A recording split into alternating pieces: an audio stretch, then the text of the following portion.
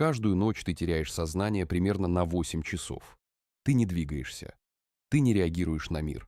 Ты полностью уязвим.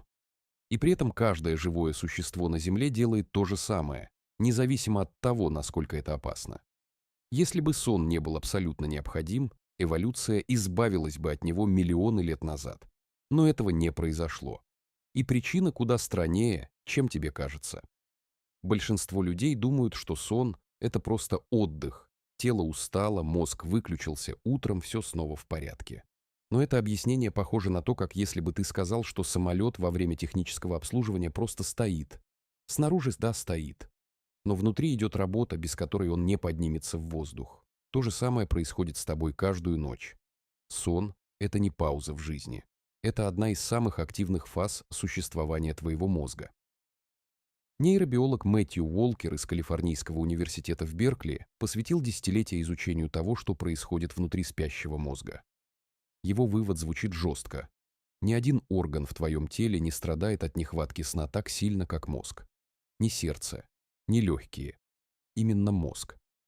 И разрушения, которые начинаются уже после одной бессонной ночи, не исчезают полностью даже после того, как ты, наконец, выспишься. Но зачем вообще нужен сон? Почему миллиарды лет эволюции не придумали ничего эффективнее, чем полностью отключать организм каждые сутки? Ответ начинается не в лаборатории. Он начинается в самой глубине твоего мозга, в системе, о существовании которой ученые не подозревали вплоть до 2013 года. Представь, что твой мозг– это Ороблу. Это огромный город. Миллиарды нейронов работают одновременно, передают сигналы, строят воспоминания, принимают решения. Как и любой город, этот производит отходы. Побочные продукты метаболизма, токсичные белки, молекулярный мусор, который накапливается с каждым часом активной работы. В теле с этим справляется лимфатическая система, разветвленная сеть сосудов, которая вымывает отходы из тканей. Но у мозга долгое время считалось, что собственной такой системы нет. Ученые думали, что мозг как-то справляется сам. В 2013 году нейробиолог Майкен Недергард из Рочестерского университета обнаружила кое-что поразительное. У мозга есть своя система очистки. Она называется глимфатической. И она работает почти исключительно во время сна. Пока ты спишь, клетки мозга буквально сжимаются, пространство между ними увеличивается примерно на 60%. Через это пространство спинномозговая жидкость прокачивается под давлением, вымывая токсичные отходы, в том числе бета-амилоидные бляшки, накопление которых связано с развитием болезни Альцгеймера. Пока ты спишь, твой мозг буквально моет себя изнутри. Теперь представь, что происходит, если ты не даешь ему этого сделать. Токсины накапливаются. Нейронные связи деградируют. Решения становятся хуже.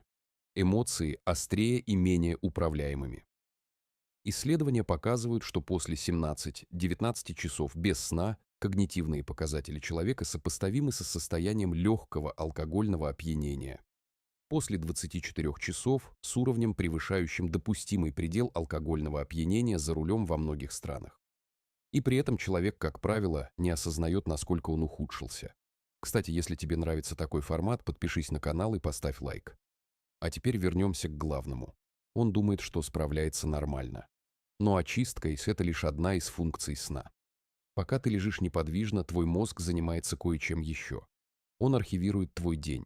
Все, что ты узнал, увидел, пережил за день, это сначала хранится в гиппокампе, небольшой структуре, которая работает как временный буфер. Ее емкость ограничена.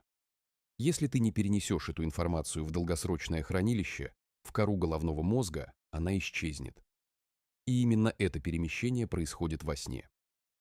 Во время глубоких медленно-волновых фаз мозг воспроизводит события дня в ускоренном режиме, укрепляет нужные связи и удаляет лишний шум.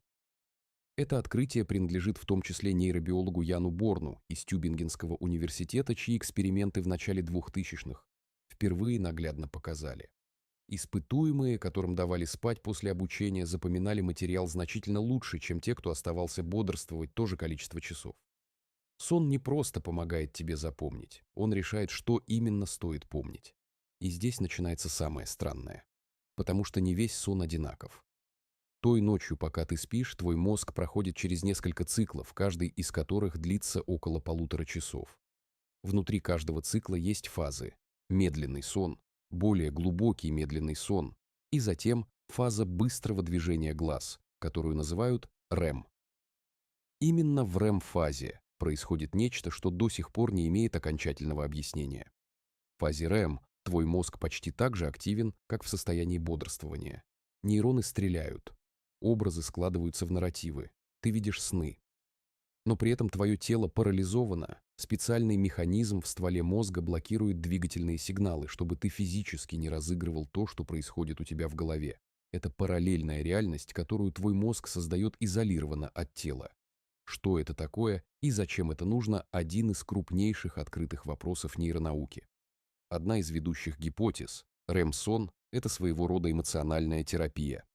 Мозг повторно обрабатывает тяжелые воспоминания и переживания, но уже без гормона стресса – норадреналина, который подавляется в этой фазе. Это позволяет отсматривать болезненный опыт без того, чтобы заново его проживать с той же интенсивностью. Со временем острота воспоминания снижается. Не потому, что ты его забыл, а потому, что мозг переработал его в более нейтральную форму. Именно поэтому люди, страдающие от посттравматического стрессового расстройства, нередко имеют нарушение REM-сна. Механизм переработки не срабатывает так, как должен. Теперь подумай о своей жизни.